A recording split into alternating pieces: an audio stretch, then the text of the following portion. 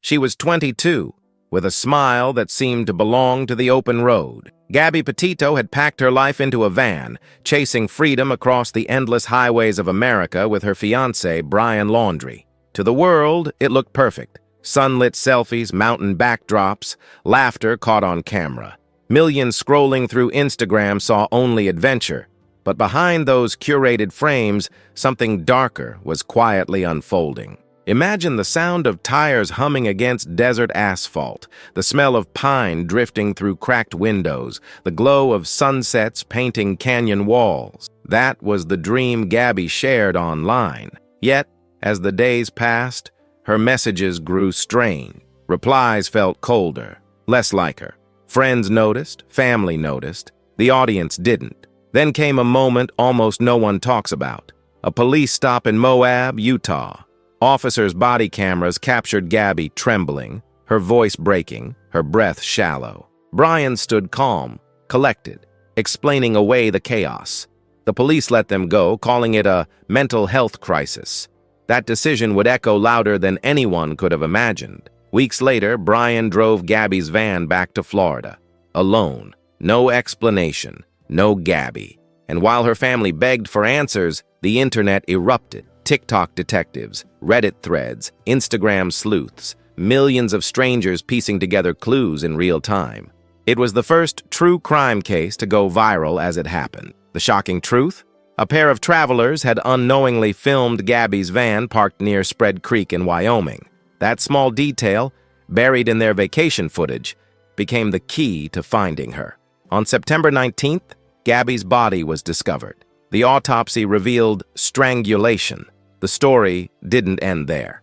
Brian vanished into the swamps of Florida. Weeks later, his remains were found beside a notebook. Inside, a confession. This wasn't just a tragedy. It was a mirror held up to society, about missed warning signs, about how quickly a dream can unravel, and about the strange new role of social media in modern investigations. If you believe every missing person deserves a voice, stay with this story. Because understanding what happened to Gabby isn't about changing the past. It's about recognizing the signs that might save someone's future. Everything seemed carefully planned. 22 years old, a smile that belonged to the open road, a girl with dreams as wide as the American West. Gabby Petito wasn't just traveling, she was building something. A life on wheels, a story worth sharing. In July 2021, she and Brian Laundrie packed their white Ford Transit van and set off across the vast expanse of national parks that stretch from coast to coast. The goal was simple, or so it seemed. Document the adventure. Turn nomadic freedom into content. YouTube, Instagram. The kind of life millions scroll past and think, that could be me. And in those early images, you could almost taste the freedom. Gabby stood in front of canyons so deep they swallowed sound. She posed beside alpine lakes that mirrored the sky. She laughed with mountains framing her silhouette. Everything was sunlit. Everything felt light. The couple appeared to be living exactly what the world wanted to see. Youth, discovery, endless roads with no speed limits on possibility. But there was something beneath the surface. A contrast, quiet at first, almost invisible. As the trip rolled forward through desert highways and pine-scented valleys, people close to Gabby began to notice small shifts. Her messages became irregular. Some texts felt off. The phrasing didn't quite match her voice. Responses came back colder than before, as if someone else might be holding the phone. And slowly, what once looked spontaneous began to feel staged. Here's what almost no one talks about. Travelers who document every moment rarely go silent. Yet Gabby's digital footprint, the very thing she'd built the trip around, started to flicker. Not dramatically, just enough for those who knew her rhythm to sense something wrong. The appearance of normalcy was beginning to crack, but this was only the beginning. Because what came next would turn a missing person case into a story the entire world would watch unfold in real time, and reveal just how much can hide behind a curated life. One moment in the middle of the road would become the most scrutinized footage in the entire investigation. August 12th, 2021, Moab, Utah. Desert heat shimmering off red rock formations. A police cruiser pulls over a white van on the side of Highway 191. Someone had called 911. A witness reported seeing a physical altercation between a young couple, the kind of call officers respond to dozens of times a week.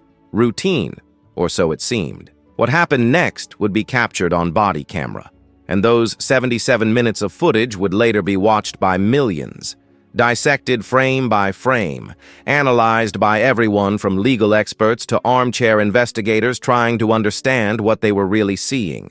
The video starts with shaky movement as officers approach. You can hear the crunch of gravel under boots, radio chatter crackling in the background. Then the camera focuses on Gabby. She's trembling. Her breath comes in short, uneven gasps. Mascara streaked down her cheeks. Her hands flutter as she speaks, words tumbling out between sobs. She tells the officers she's been struggling emotionally, that the stress of van life, the tight quarters, the constant togetherness, it's been overwhelming. She apologizes repeatedly, as if the situation is her fault. And here's the detail most people miss. Gabby told officers she'd grabbed the steering wheel during an argument. She took responsibility. She made herself the problem. Meanwhile, Brian stands several feet away, calm, collected, his voice steady as he explains the situation in organized, rational sentences. No tears, no visible distress. He even jokes with the officers, builds rapport, makes them laugh. One officer later describes him as polite and cooperative. The officers spend over an hour separating the couple, interviewing them individually, trying to determine what really happened. In the end, they make a decision: no arrests. They classify it as a mental health crisis rather than a domestic incident. The couple is separated for just one night. Brian gets a free hotel room, Gabby keeps the van. They drive away separately. The officers close their notebooks. Case resolved. But when Gabby's disappearance became international news weeks later, that video resurfaced. And suddenly, what had seemed like a routine traffic stop looked like something else entirely. Advocates for those experiencing relationship violence watched the footage and saw patterns they recognized. Minimizing, self-blame, visible fear contrasted with composed control. Then came the detail that haunted investigators. Just days after that police stop, Gabby's Instagram posts continued. Smiling photos, captions about adventure. But people close to her began to wonder, was she really still okay? Or was someone else maintaining the illusion? Because here's what the body camera couldn't capture. What happened after the officers left, when the van doors closed and the highway stretched empty ahead of them. The silence started slowly, so slowly you might not notice at first. Late August, 2021. Gabby's mother, Nicole Schmidt, sits with her phone, scrolling through text messages. Something feels wrong. The messages from her daughter have become sparse, brief. Some don't even sound like Gabby. The words are right, but the rhythm is off, like listening to a familiar song played in the wrong key. One text in particular stands out. August 30th. No service in Yosemite.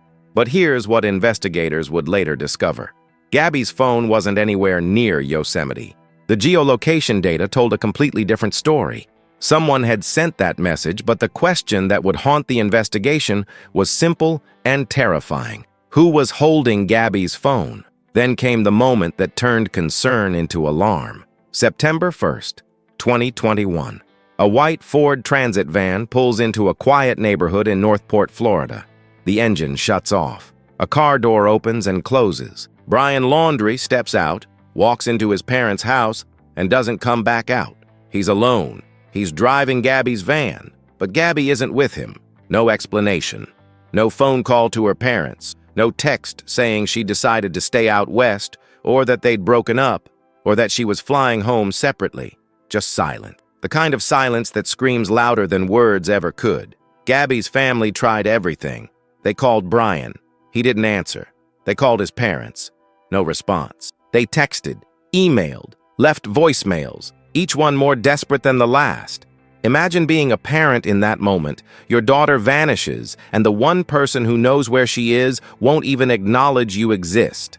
10 days passed. 10 days of unanswered questions and growing dread. On September 11th, Gabby's family filed an official missing persons report, and in that instant, everything exploded. the story hit social media like wildfire: TikTok, Twitter, Instagram, Reddit. Within hours, millions of people were sharing Gabby's photos, mapping her last known locations, analyzing every frame of her YouTube videos for clues. Hashtags trended worldwide. Amateur investigators created timelines, matched license plates from background footage, cross-referenced gas station receipts. This was something unprecedented. The first major investigation to unfold in real time, with an entire internet audience participating. Not just watching, actively searching. And here's the detail that still astonishes investigators. While police were coordinating official search efforts, a TikTok user named Jessica Schultz was reviewing her own vacation footage from late August. She'd been traveling through Grand Teton National Park in Wyoming and had filmed the landscape from her car window. In the background of one clip, barely visible, was a white van matching Gabby's description parked near Spread Creek. She'd captured it by accident.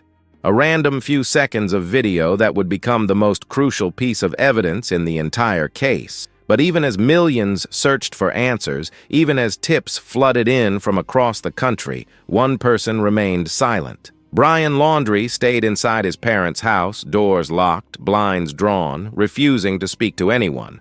Not to police, not to Gabby's family, not to the growing crowd of protesters gathering outside. And no one could have imagined what would happen next.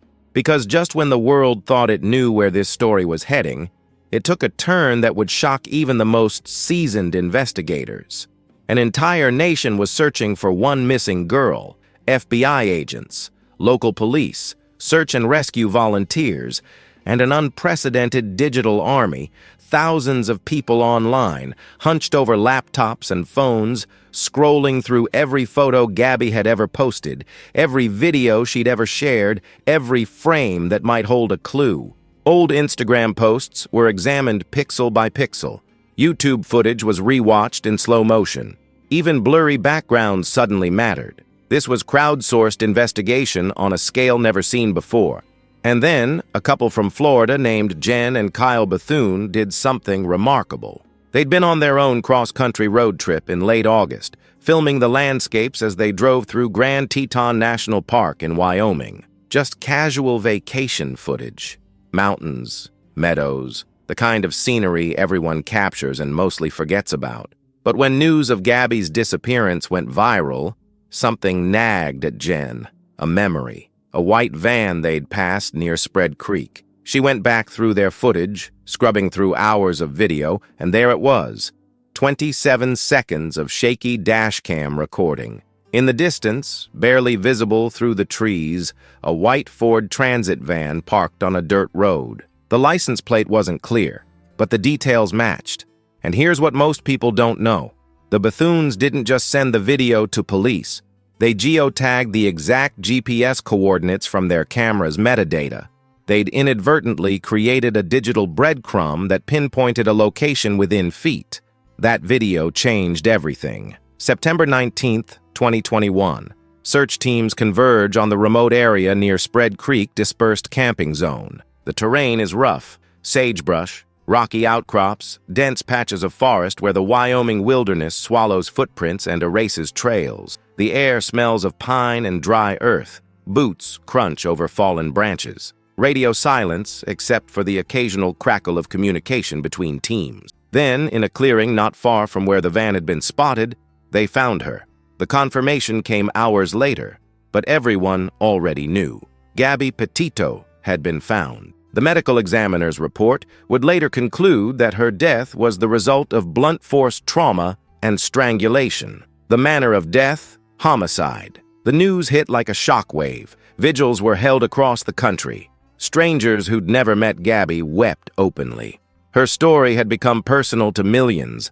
People who'd followed every update, shared every post, held on to hope even when logic said hope was fading. But in the middle of that immense public grief, the case took an even more disturbing turn. Brian Laundrie, who'd been named a person of interest but never formally charged, who'd remained silent inside his parents' house while the world demanded answers, was gone. September 14th, 5 days before Gabby's body was found. His parents reported that Brian had told them he was going hiking in the Carlton Reserve, a 25,000-acre swampy wilderness in Florida. He'd taken a backpack. He never came home. And here's the timing that still troubles investigators. Brian disappeared the same day his parents received a letter from Gabby's family's attorney formally demanding answers about her whereabouts. Coincidence or calculated? Now the FBI faced a situation unprecedented in modern true crime, a case that had captivated the nation, with one victim found and one person of interest vanished into a mosquito-infested swamp larger than Manhattan. Helicopters circled overhead. Cadaver dogs waded through waist-deep water. Drones scanned the canopy. Every day, reporters stood outside the Laundrie home. Cameras pointed at closed doors and drawn curtains, waiting for movement that never came. If this case makes you reflect on how many warning signs can exist before tragedy strikes and how desperately we search for answers even when the ending seems inevitable, then this story matters. Because understanding what happened isn't about satisfying curiosity, it's about recognizing patterns that might one day save a life. Suddenly, the one person who could answer the most important questions had vanished. September 14th, 2021. While the nation searched desperately for Gabby Petito, Brian Laundrie told his parents he was going for a hike in the Carlton Reserve, a massive, waterlogged wilderness in Florida where alligators outnumber people and the swamp can swallow a person whole. He grabbed a backpack, walked out the door, and never came home. His parents waited 3 days before reporting him missing. 3 days. By the time authorities were notified, the trail was cold, and the search that followed would become one of the most intense manhunts in recent American history. The Carlton Reserve is not a park. It's over 25,000 acres of hostile terrain, waist-deep water, tangled mangroves, sinkholes hidden beneath murky surfaces. The kind of place where even experienced trackers can lose their bearings within minutes. Imagine searching for one person in an area larger than the entire island of Manhattan, where visibility stops at 10 feet, and every step could lead you deeper into quicksand. But they tried. Helicopters circled overhead, the thump of rotor blades echoing across the wetlands.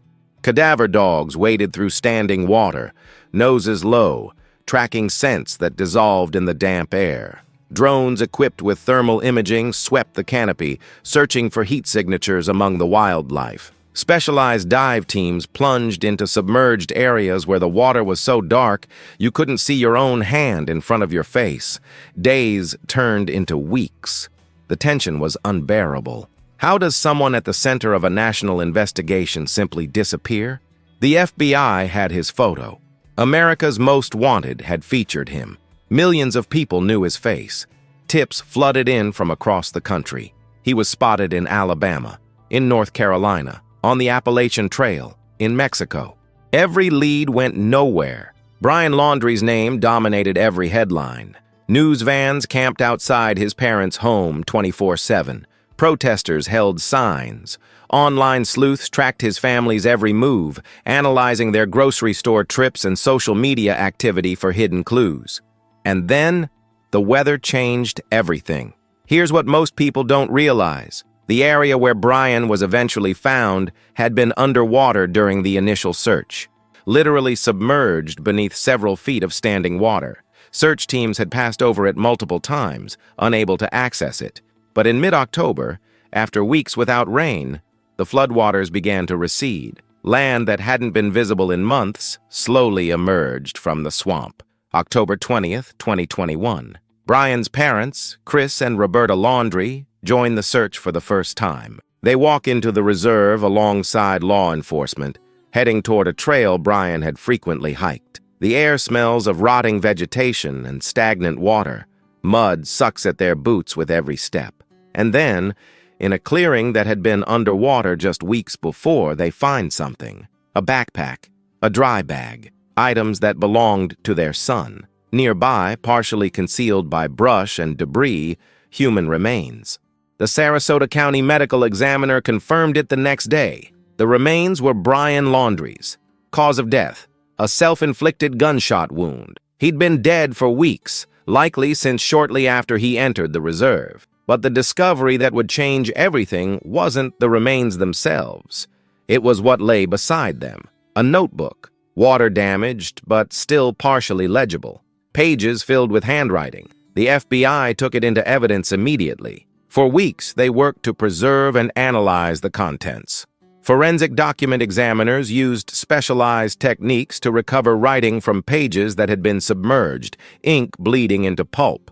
And when they finally released their findings, the words written on those pages would bring the investigation to its official conclusion, but leave 1,000 questions still echoing in the minds of everyone who'd followed this case from the beginning. What drove someone to write their final thoughts in a swamp? What did those pages reveal about the days leading up to Gabby's death? And perhaps most haunting of all, could anything written in that notebook ever truly explain what happened? The final chapter holds answers that are as unsettling as they are incomplete. The contents of that waterlogged notebook would officially close one chapter of the case, but tear open countless others. January 21st, 2022. 4 months after Brian Laundrie's remains were discovered in the Florida swamp, the FBI releases a statement that stops the nation mid-scroll. According to the Bureau, Brian had written a confession in that notebook, in his own handwriting, on pages that had been submerged in murky water for weeks. He claimed responsibility for Gabby Petito's death. For investigators, this was the answer they'd been seeking, the final piece of evidence. Case closed from a legal standpoint. Perpetrator identified, motive documented, investigation complete. But for everyone else, the questions didn't stop. They multiplied. What really happened in those final days of the road trip?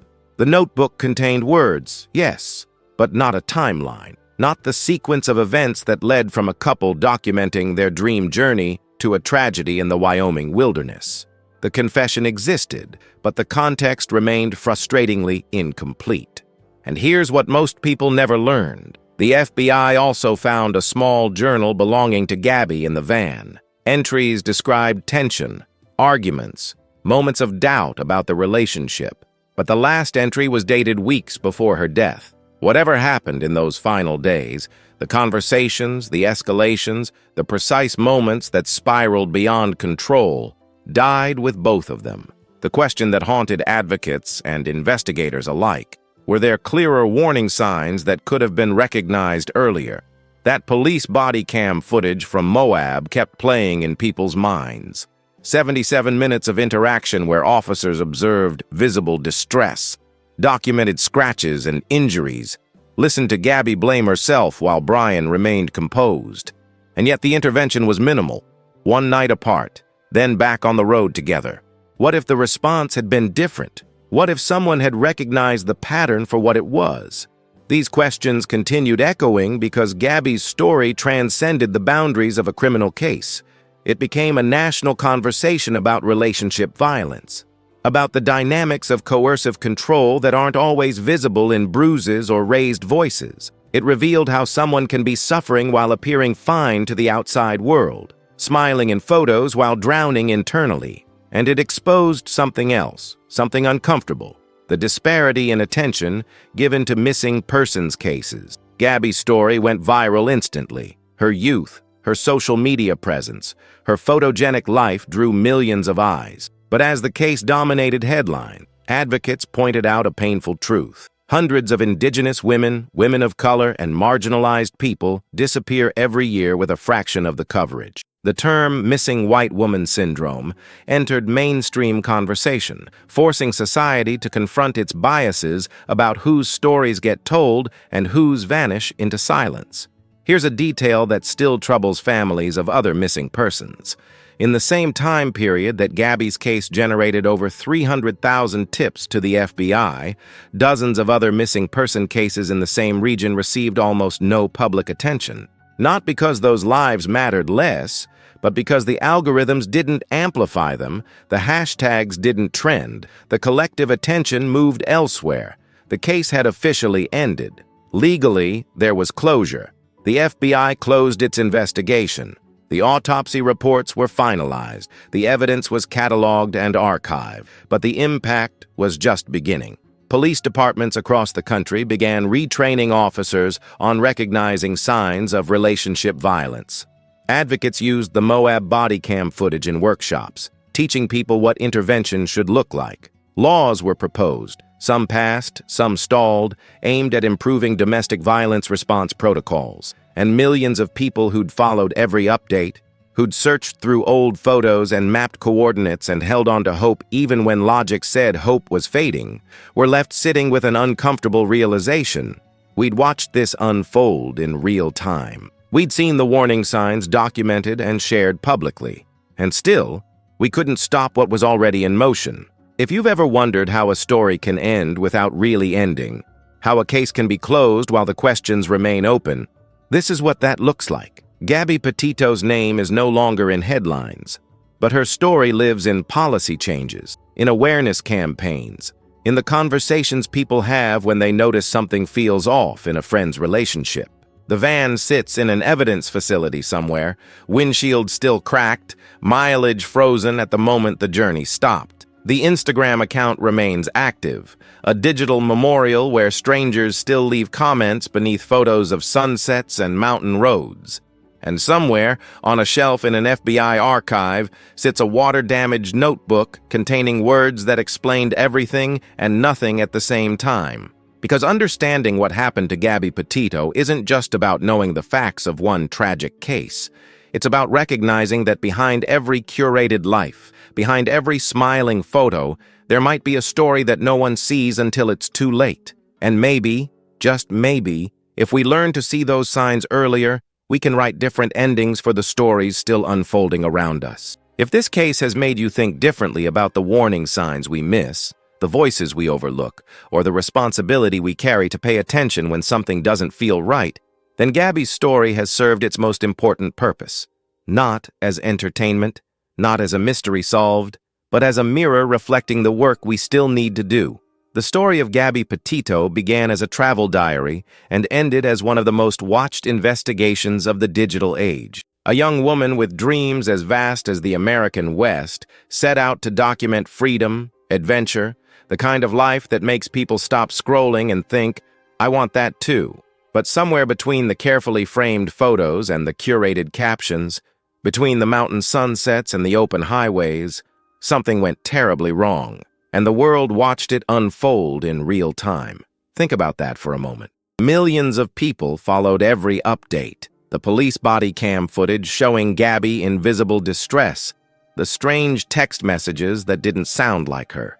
Brian's silent return to Florida driving her van alone. The explosive mobilization of internet sleuths analyzing every pixel of every photo. Each piece of the puzzle was shared, dissected, debated by an audience that grew larger by the hour. Perhaps the most haunting aspect of this entire case is this. While millions watched, commented, and searched for answers, the tragedy had already happened. Somewhere on a dirt road near Spread Creek, in a moment no camera captured and no witness saw, Gabby's story had already reached its end. The search wasn't a race to save her. It was a desperate attempt to find the truth that was already written. And here's the detail that still sends chills down the spines of investigators. Gabby's final Instagram post was uploaded on August 25th, a photo of her standing in front of a butterfly mural in Ogden, Utah. The caption read simply, "Happy Halloween," but it was late August.